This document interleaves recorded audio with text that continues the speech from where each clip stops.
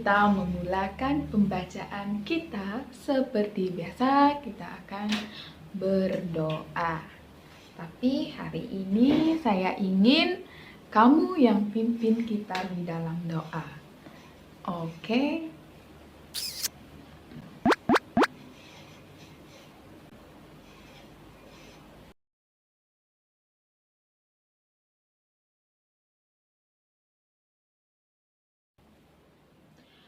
Amin. Baiklah, terima kasih untuk doanya. Dan kita akan teruskan pembacaan di dalam Kejadian 40. Ambil Alkitabmu. Ambil. Kita sama-sama membaca.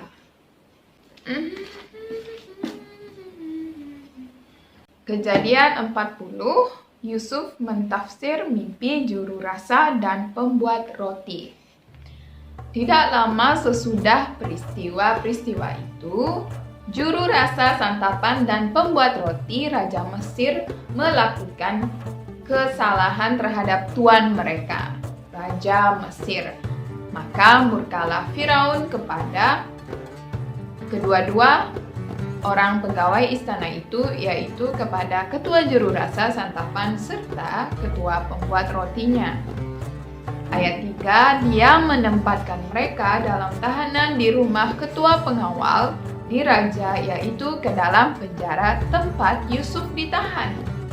Lalu kepala pengawal di raja menyuruh Yusuf untuk menjadi pengiring mereka, dan Yusuf pun melayani mereka. Mereka berada dalam tahanan selama beberapa waktu. Ayat 5, maka terjadilah pada malam yang sama juru rasa santapan serta pembuat roti Raja Mesir yang ditahan di dalam penjara itu bermimpi. Mimpi mereka masing-masing memiliki arti yang berbeda.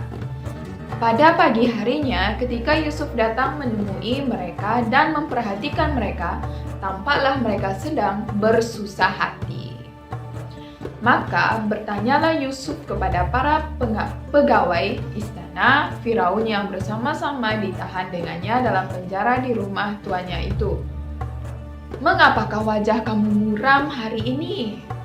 Jawab mereka kepadanya, "Kami bermimpi, tetapi tiada seorang pun yang dapat mentafsirkannya," kata Yusuf kepada mereka. "Bukankah tafsiran mimpi itu adalah daripada Allah? Ceritakanlah mimpi itu kepadaku." Ayat 9, ketika juru rasa santapan menceritakan mimpinya kepada Yusuf, katanya, "Dalam mimpiku itu kelihatan sebuah pokok anggur di hadapanku. Pokok anggur itu bercabang 3. Begitu pokok itu bertunas, bunganya langsung bertumbuh dan tanda-tandanya pun mengeluarkan buah anggur yang masak. Pada waktu itu cawan Firaun ada di tanganku. Lalu buah anggur itu kuambil dan kuperah ke dalam cawan Firaun. Lalu mempersembahkan cawan itu kepada tangan Firaun," kata Yusuf kepadanya. Inilah tafsir bagi mimpimu. 3 cabang itu berarti 3 hari. Dalam masa 3 hari ini, Firaun akan membebaskan kamu dan mengembalikan pangkatmu yang dahulu kepadamu. Lalu kamu akan kembali mempersembahkan cawan kepada Firaun, seperti biasa kamu lakukan sebelumnya ketika kamu menjadi juru rasa santapan. Ayat 14, tetapi ingatlah aku apabila keadaanmu sudah baik nanti, dan berbuat baiklah kepadaku. Ceritakanlah perihalku kepada Firaun dan tolong keluarkan aku dari rumah ini. Karena sebenarnya aku ini diculik dari negeri orang Ibrani, dan di sini pun aku tidak pernah berbuat sesuatu pun yang menyebabkan aku patut dimasukkan ke dalam kurungan." Ayat 16, apabila kepala pembuat roti melihat kebaikan tafsiran mimpi itu, dia pun berkata kepada Yusuf, "Aku juga bermimpi. Kelihatan 3 bakul roti di atas kepalaku. Di dalam bakul teratas ada segala jenis santapan Firaun buatan pembuat roti. Tapi burung-burung memakannya daripada bakul yang ada di atas kepalaku." Jawab Yusuf, inilah tafsiran bagi mimpimu. 3 bakul itu berarti 3 hari. Dalam 3 hari ini, Firaun akan memancung kamu dan menggantung kamu pada sebuah tiang, lalu burung-burung akan memakan daging tubuhmu. Pada hari ketiga, ternyata hari itu hari ulang tahun kelahiran Firaun. Maka Firaun mengadakan jamuan untuk merayakan ke semua pegawainya. Dia membebaskan ketua juru rasa santapan serta kepala pembuat roti di hadapan para pegawainya. Ayat 21. Kemudian dia memulihkan kedudukan ketua juru rasa santapan, maka dapatlah dia kembali mempersembahkan cawan kepada tangan Firaun. Akan tetapi kepala pembuat roti digantungnya seperti yang ditafsirkan Yusuf kepada mereka. Namun begitu, ketua juru rasa santapan tidak teringat akan Yusuf, malah dia melupakan. Waduh, tidak mengenang jasa. Kejadian 41, Yusuf mentafsir mimpi Firaun. Genap 2 tahun selepas itu bermimpilah Firaun. Kelihatan ketika dia berdiri di tepi sungai Nil, tiba-tiba muncul seekor lembu yang elok bentuknya dan gemuk badannya dari sungai Nil. Lalu lembu-lembu itu meragut rumput di antara tumbuhan mensiang. Sesudah itu muncul pula 7 ekor lembu lain yang buruk bentuknya dan kurus badannya dari sungai Nil. Lalu lembu-lembu itu berdiri di sisi lembu-lembu yang terdahulu di tepi sungai Nil itu. Ayat 4, kemudian lembu-lembu yang buruk bentuknya dan kurus itu memakan ke-7 ekor lembu yang baik bentuknya dan gemuk tadi. Lalu terjagalah Firaun. Begitu kali. Firaun tertidur lagi, disambung tidur. Tertidur lagi dan bermimpi untuk kali keduanya. Kelihatan 7 bulir gandum yang gemuk dan baik tumbuh pada satu batang. Tidak lama kemudian tumbuh pula 7 bulir gandum yang kurus dan layu oleh bahang angin timur. Ayat 7, lalu ke-7 bulir yang kurus itu menelan ke-7 bulir yang gemuk dan berisi. Firaun pun terjaga lagi dan menyadari bahwa dia sebenarnya bermimpi. Maka pada pagi harinya resahlah hatinya. Dia mengerah orang untuk memanggil semua ahli ilmu gaib Mesir serta semua orang berilmu, lalu menceritakan mimpinya kepada mereka. Namun begitu, tiada seorang pun yang dapat mentafsir mimpinya. Maka berkatalah ketua juru rasa santapan kepada Firaun, "Hari ini hamba teringat kesalahan hamba. Dahulu Firaun pernah murka kepada pegawai-pegawainya. Kemudian hamba beserta kepala pembuat roti dimasukkan ke dalam tahanan di rumah ketua pengawal di raja. Pada malam yang sama, kami, yaitu hamba dan rakan hamba itu bermimpi. Mimpi kami masing-masing memiliki tafsirannya tersendiri." Ayat 12, bersama-sama kami di sana ada seorang pemuda Ibrani, hamba ketua pengawal di raja. Kemudian kami menceritakan mimpi kami kepadanya, lalu dia mentafsirkan mimpi kami kepadanya. Kemudian kami menceritakan mimpi kami kepadanya, lalu dia mentafsirkan mimpi kami masing-masing. Ternyata tepat seperti yang ditafsirkannya kepada kami. Demikianlah yang terjadi. Hamba-hamba dikembalikan kepada kedudukan hamba dan rakan hamba itu digantung. Maka Firaun memerintahkan orang untuk memanggil Yusuf, dan dengan segera dia dikeluarkan dari kurungan. Setelah bercukur dan berganti pakaian, masuklah dia menghadap Firaun. Kata Firaun kepada Yusuf, "Aku bermimpi, tetapi tiada seorang pun yang dapat mentafsirkannya. Lalu kudengar kabar tentang kamu yang mengatakan bahwa ketika kamu mendengar suatu mimpi, kamu dapat langsung mentafsirkannya." Jawab Yusuf kepada Firaun, "Bukan hamba, melainkan Allah sajalah yang akan memberikan jawaban demi kesejahteraan Firaun. Berkatalah Firaun kepada Yusuf, dalam mimpiku itu, aku sedang berdiri di tepi sungai Nil.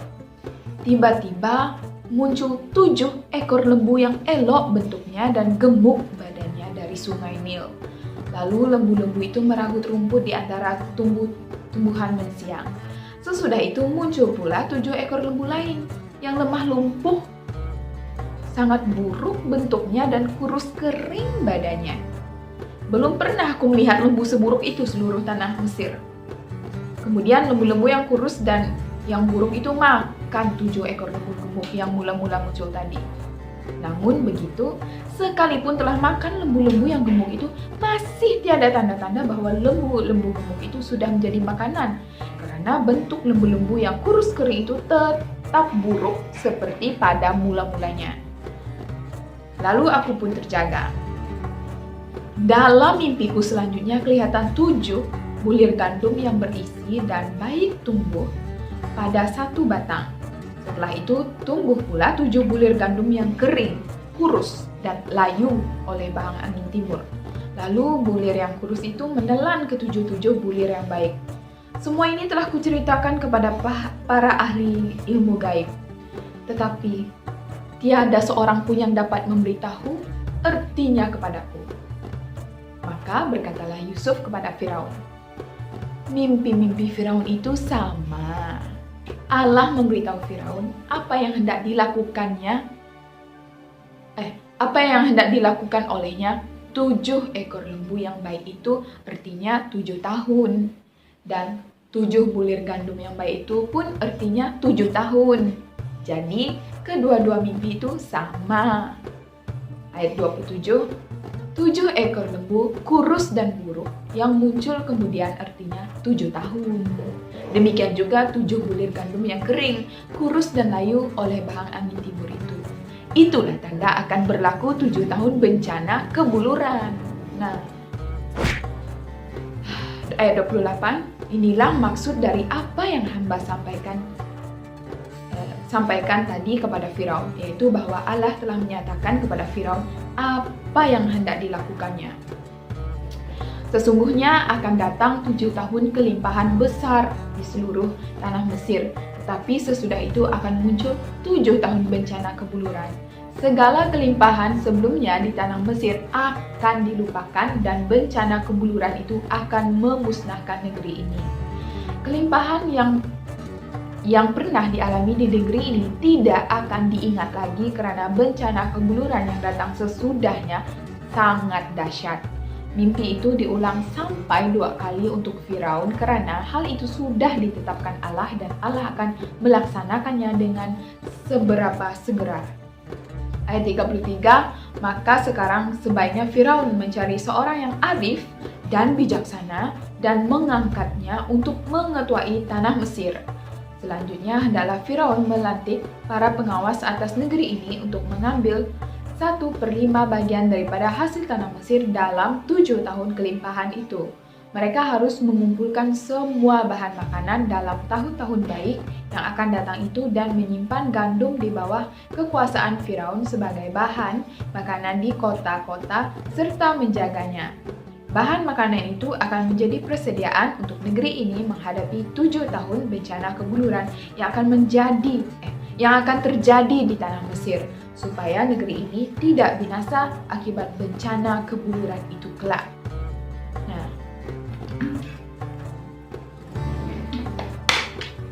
Yusuf diangkat menjadi pentadbir di Mesir, kayak Perdana Menteri gitu.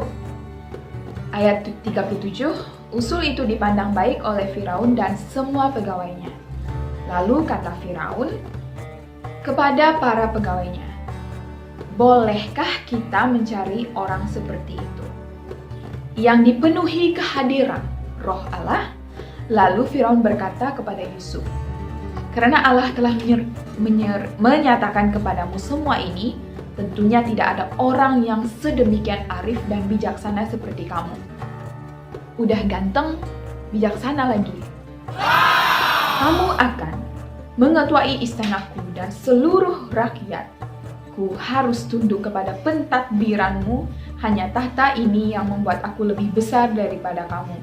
Kata Firaun lagi kepada Yusuf, dengan ini aku mengangkat kamu untuk mentadbir seluruh tanah Mesir. Kemudian Firaun mencabut cincin daripada tangannya dan memakaikannya di jari Yusuf.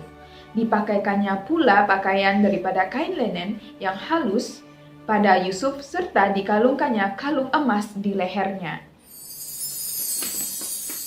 Dia memerintahkan orang untuk menaikkan Yusuf atas ratanya yang kedua dan di hadapan Yusuf orang berseru, "Berlutut!" Demikianlah Yusuf diberi kuasa pentadbiran atas seluruh tanah Mesir. Wah. Yusuf berumur 30 tahun ketika dia menghadap Firaun, Raja Mesir. Kemudian Yusuf pergi dari hadapan Firaun dan menjelajah ke seluruh tanah Mesir. Umur dia 30 tahun, dia udah jadi Perdana Menteri. Udah tuh, ganteng lagi. Selama 7 tahun kelimpahan itu, negeri itu mendapat hasil tuaian yang melimpah ruah. Yusuf mengumpulkan semua bahan makanan berlebihan dalam tempo 7 tahun kelimpahan di tanah Mesir itu dan menimbunnya di kota-kota. Di setiap kota ditimbunnya bahan makanan, hasil daripada ladang-ladang di sekeliling kota itu. Demikianlah Yusuf menyimpan gandum sangat banyak sekali, sebanyak pasir di laut, hingga dia berhenti menghitungnya karena memang tidak terhitung lagi. Sebelum munculnya tahun bencana kebeluran itu, Yusuf dikurniakan 2 orang anak yang dilahirkan oleh Asnat, anak Potifera, imam di On itu. Yusuf menamai anak sulungnya Manasye, karena katanya Allah telah membuat aku lupa akan segala kesusahanku dan akan seisi rumah ayahku. Nah, dia kangen sama papanya. Anaknya yang kedua pula dinamainya Efraim, karena katanya Allah telah mengurniakan anak kepadaku di negeri aku ditimpa kesusahan.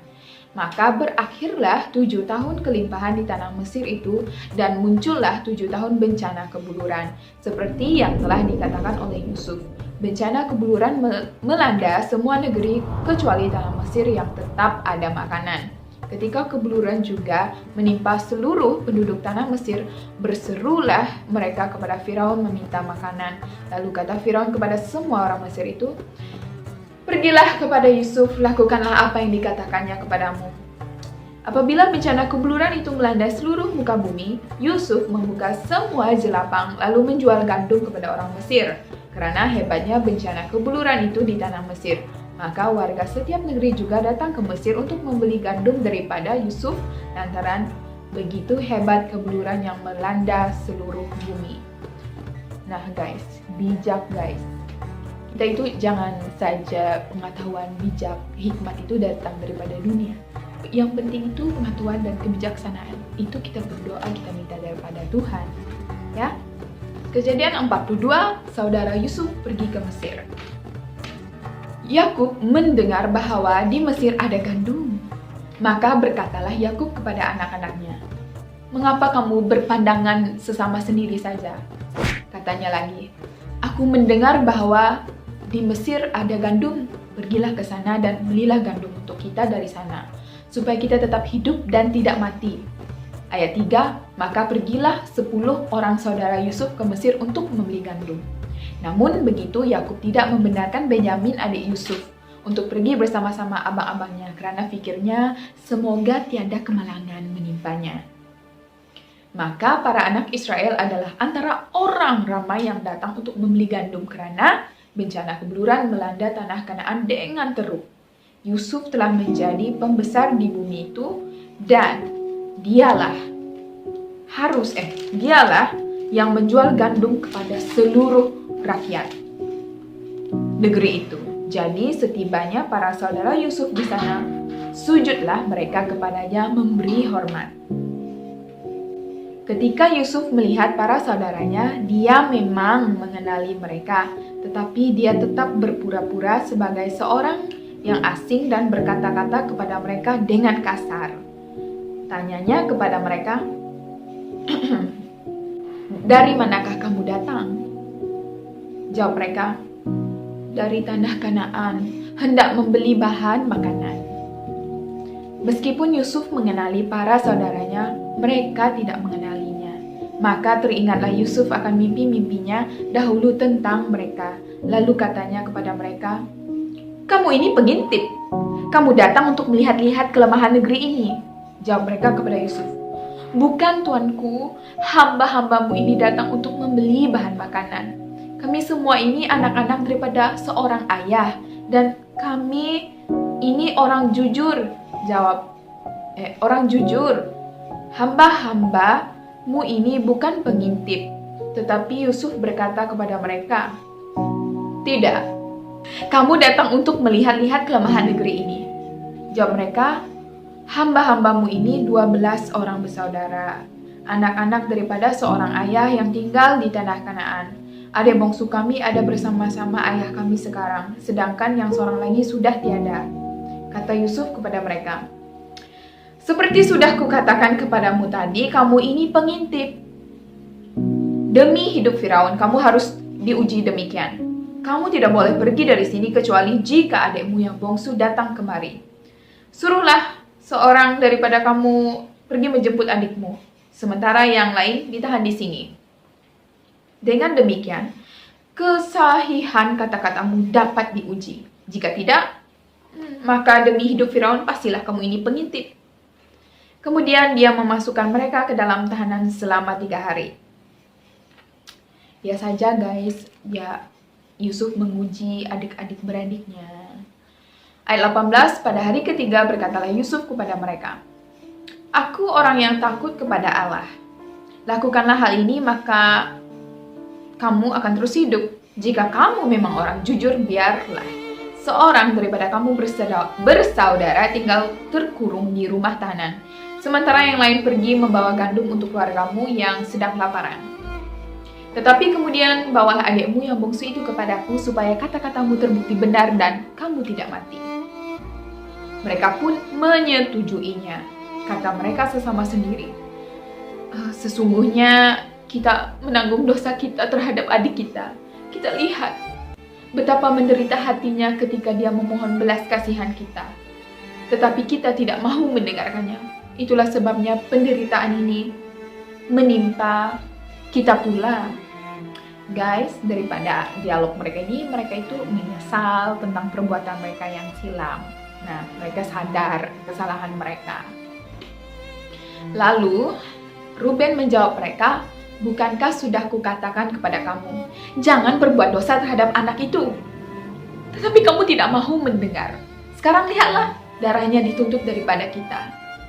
Ruben ini yang tadinya itu yang mau kasih selamat si Yusuf, tapi nggak jadi karena dia udah dijual.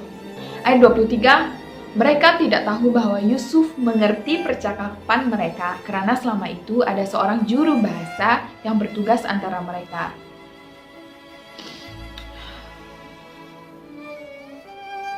Ayat 24, maka berpalinglah Yusuf daripada mereka lalu menangis.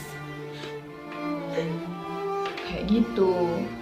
Kemudian dia kembali lagi dan berbicara dengan mereka. Dia mengambil Simeon daripada antara mereka lalu membelenggunya di hadapan mata mereka.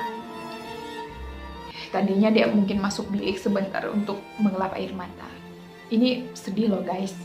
Dia kangen banget sama adik-beradiknya, tapi dia enggak terus menjelaskan hal yang sebenar. Ayat 25, setelah itu Yusuf memberikan perintah agar karung-karung mereka diisi gandum dan agar uang mereka dikembalikan ke dalam karung masing-masing. Selain itu, dia pun memberikan perintah agar mereka diberi bekal untuk perjalanan mereka. Maka demikianlah yang dilaksanakan. Mereka memuatkan gandum itu ke atas keldai-keldai mereka lalu pergi dari situ. Ketika seorang daripada mereka membuka karungnya untuk memberikan makan keldainya di tempat bermalam, dilihatnya uangnya di mulut karung itu. Katanya kepada para saudaranya, "Uangku dikembalikan, lihat, ada di dalam karungku." Maka cemaslah hati mereka dan dengan gemetar mereka berpandang-pandangan sesama sendiri lalu berkata, "Apa gerangan yang dilakukan Allah terhadap kita?" Kayak gitu. Ayat 29, sesampainya mereka di tempat Yakub, ayah mereka di tanah Kanaan, mereka menceritakan kepadanya segala sesuatu yang terjadi kepada mereka. Kata mereka, orang yang berkuasa atas negeri itu berkata-kata dengan kasar terhadap kami, disangkanya kami orang yang sedang mengintip negeri itu. Jawab kami kepadanya, kami ini orang jujur, bukan pengintip. Kami ini 12 orang bersaudara, anak-anak daripada seorang ayah. Seorang sudah tiada, dan yang bungsu sekarang bersama-sama ayah di tanah Kanaan. Tetapi orang yang berkuasa atas negeri itu berkata kepada kami, melalui hal ini aku akan tahu sama ada kamu orang jujur. Tinggallah seorang saudaramu denganku, kemudian ambillah makanan untuk keluargamu yang sedang kelaparan dan pergilah. Kemudian bawalah adikmu yang bungsu kepadaku supaya aku tahu bahwa kamu bukan pengintip melainkan orang jujur. Setelah itu aku akan mengembalikan saudaramu kepadamu dan kamu pun boleh berniaga di negeri ini. Ketika mereka hendak mengosongkan karung mereka, kelihatan kantung uang masing-masing ada di dalam karung. Melihat kantung-kantung uang itu, mereka dan juga ayah mereka menjadi sangat ketakutan. Kan sepatutnya uang itu dipakai untuk bayar, tapi uangnya dikembalikan. Kayak seperti mereka itu mencuri, kayak gitu. Kantung uang masing-masing ada di dalam karung. Lihat kantung-kantung uang itu, mereka dan juga ayah mereka menjadi sangat takut. Lalu Yakub ayah mereka berkata kepada mereka, kamu membuat aku kehilangan anak-anakku. Yusuf sudah tidak ada, demikian pula Simeon. Sekarang Benjamin pun hendak kamu ambil. Akulah yang menanggung semua ini. Kemudian Ruben berkata kepada ayahnya, bunuhlah kedua-dua orang putraku jika aku tidak membawanya kembali kepada ayah. Serahkanlah dia ke dalam tanganku, maka aku akan membawanya kembali kepada ayah. Tetapi jawabnya, anakku, itu tidak boleh pergi bersama-sama kamu, karena abangnya sudah mati, dan dia sendirilah yang masih hidup. Jika kemenangan menimpanya dalam perjalanan yang kamu tempuh, maka kamu akan membuat aku yang beruban ini turun ke alam kubur dalam duka cita. Wah. Kejadian 43. Saudara Yusuf berkunjung ke Mesir.